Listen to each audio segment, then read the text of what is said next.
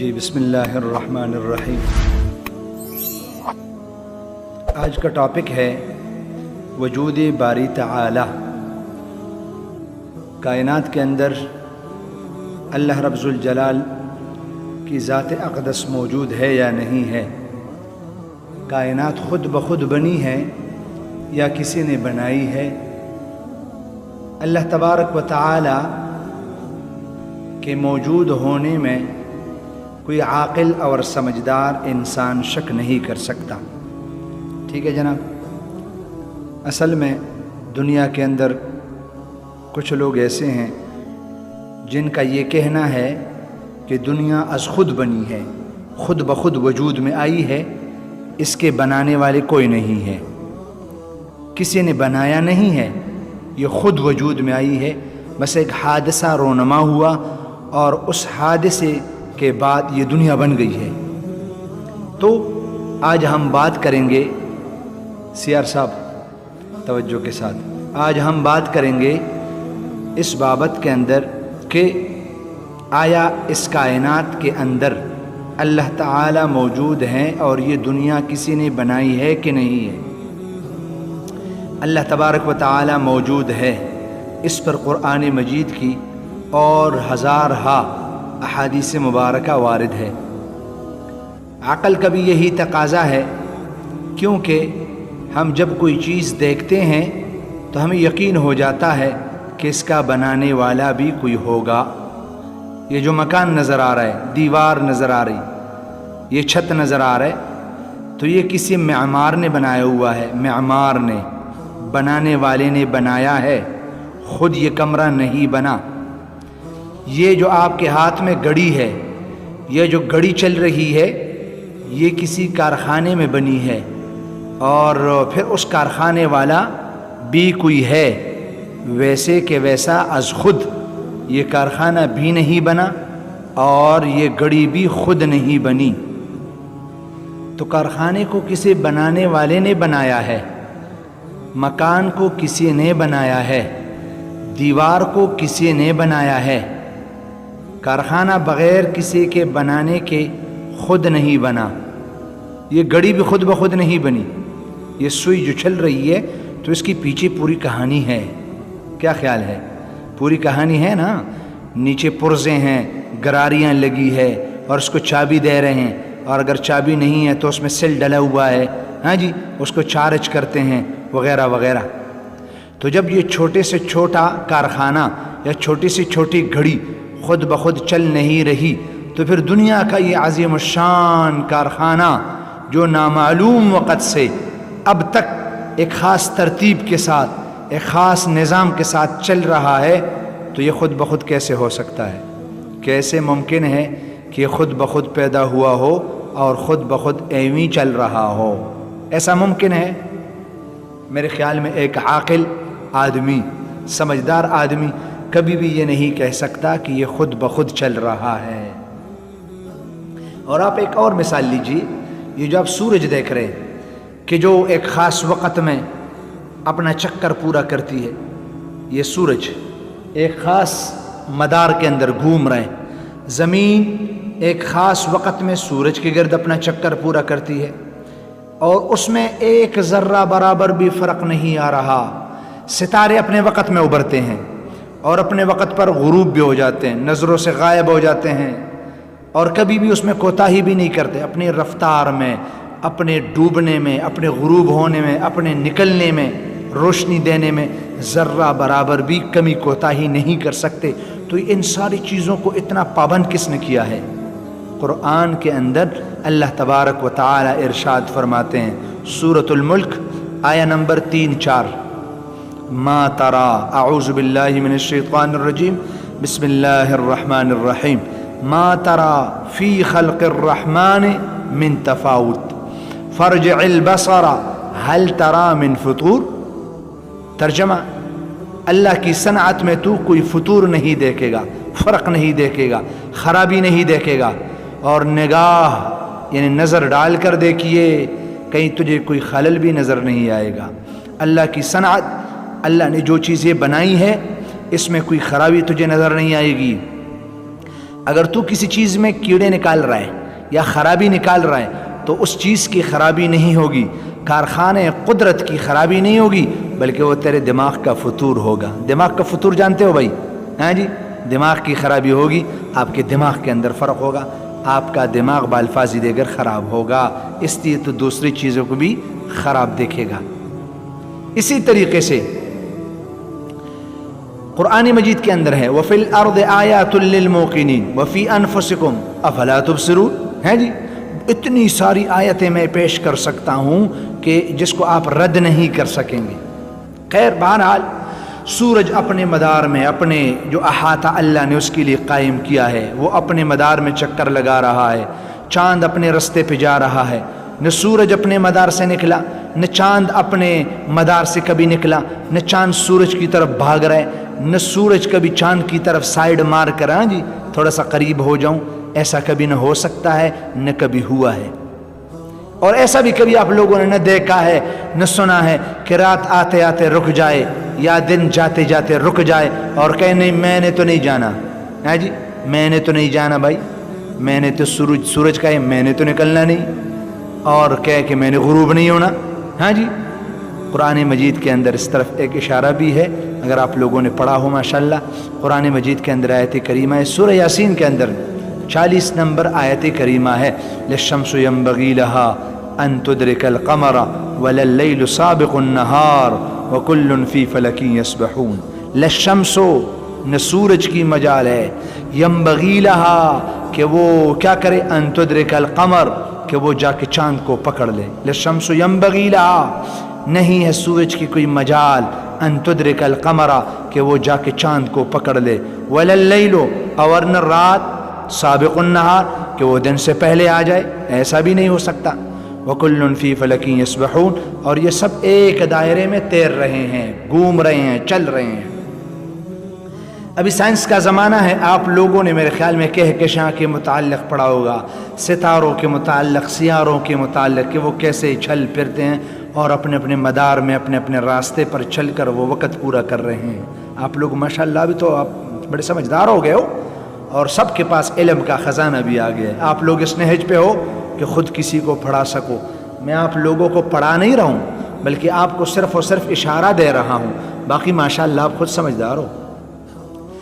تو یاد رکھنے کی بات ہے کہ قدرت کا یہ کارخانہ اسی نظم و ضبط کے ساتھ ایک نامعلوم مدت سے، نامعلوم مدت کا معنی کیا ہے؟ کسی کو معلوم نہیں ہے، کسی کو معلوم نہیں، پتہ ہی نہیں ہے کسی کو۔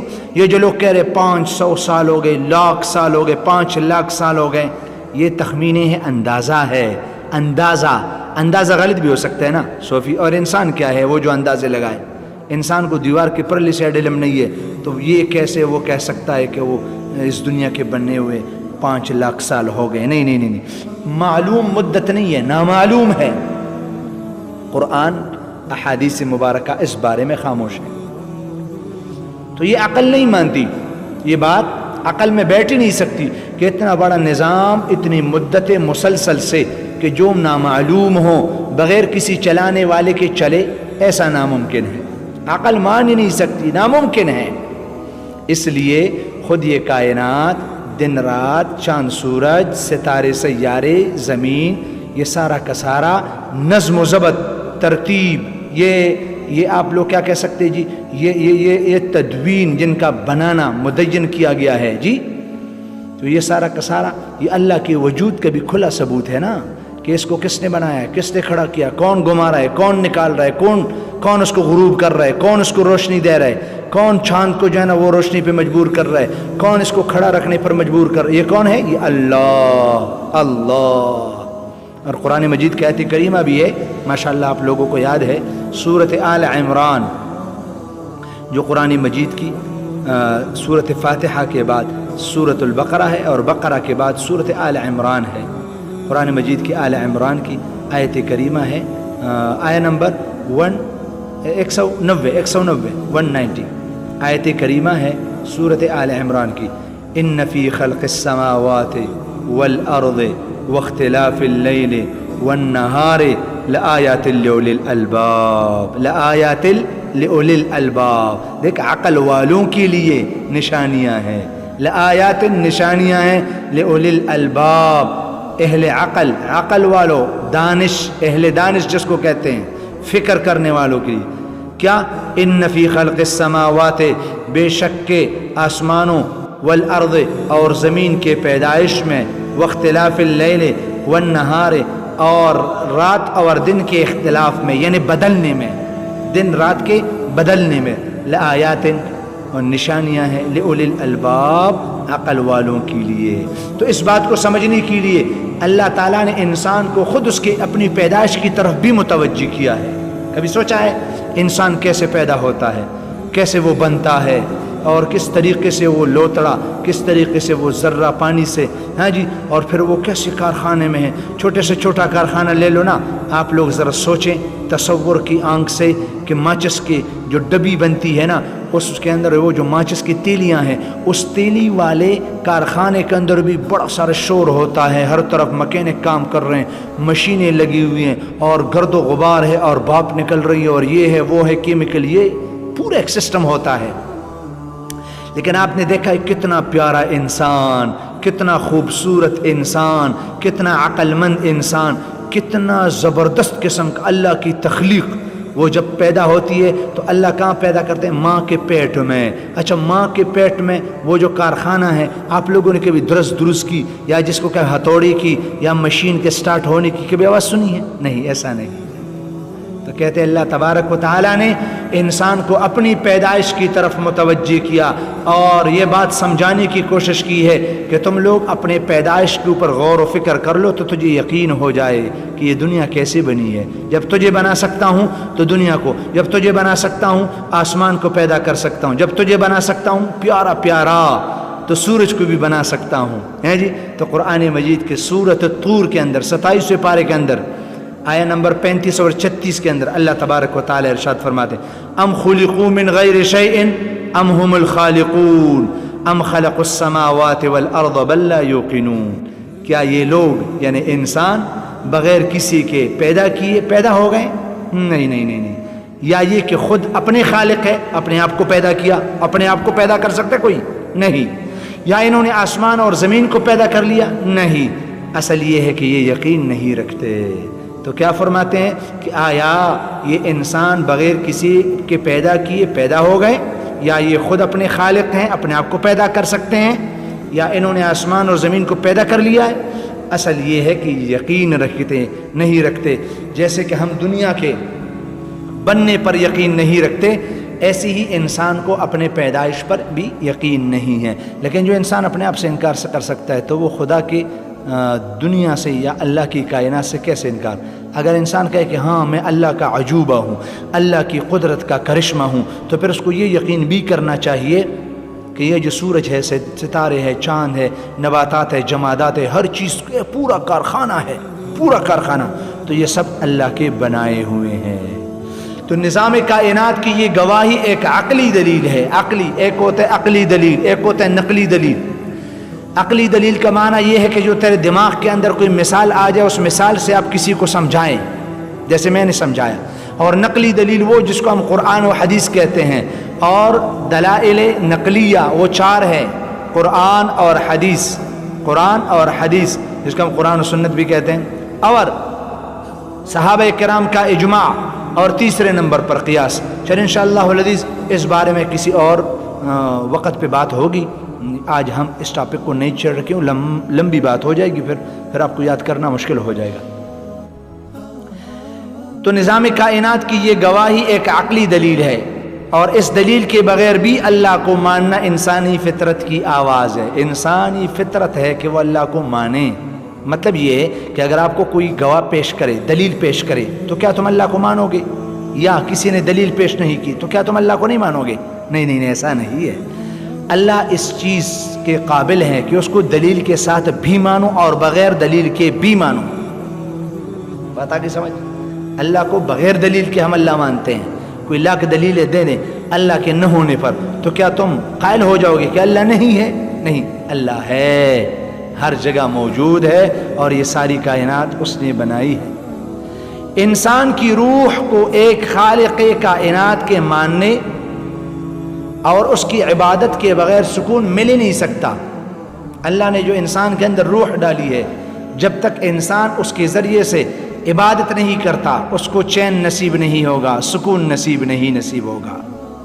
اس لیے انسانیت کے ہر دور میں مہذب سے مہذب اور وحشی سے وحشی قوموں نے، وحشی قوم افریقہ کے جنگلات میں رہنے والے، وہ جنگلوں میں آباد ہونے والے، جن کی زبان کبھی آپ کو اندازہ نہیں، ان بیچاروں نے کبھی بازار تک بھی نہیں دیکھا، ان لوگوں نے کبھی دنیا کے جس کو کہتے ہیں نا یہ فیشن اور یہ فلاں ڈمکان، یہ روشنیاں، یہ چیزیں بھی نہیں دیکھا۔ وہ جنگل میں رہتے ہیں اور جنگل سارا معاملہ ہی جنگل ہے جی، اور خود بھی جنگلی ہوتے ہیں، جنگلی کہتے ہیں نا ہم لوگ۔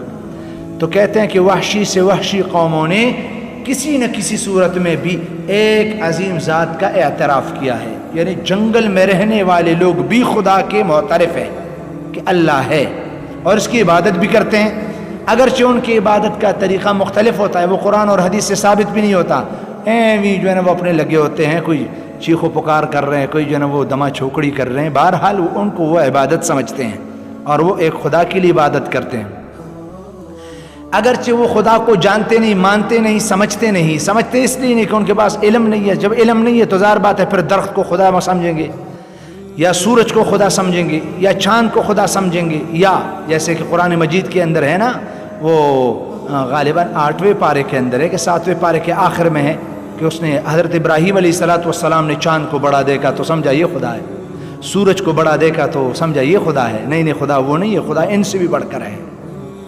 تو آثار قدیمہ کی تحقیقات بھی اب آ چکی ہے، نئی ریسرچ آ چکی ہے اور یہ بات واضح ہو چکی ہے کہ دنیا کے مختلف گوشوں میں بسنے والی قوم جو وحشی ہے، جس کو ہم اپنے الفاظ میں کہتے ہیں کہ یہ زندگی جانوروں سے بدتر گزار رہے ہیں، تو ایسے جنگلی اقوام جن کی فکری سطح بھی بہت کم ہے، وہ بھی کسی نہ کسی شکل میں اللہ تعالیٰ کے وجود کے قائل ہیں۔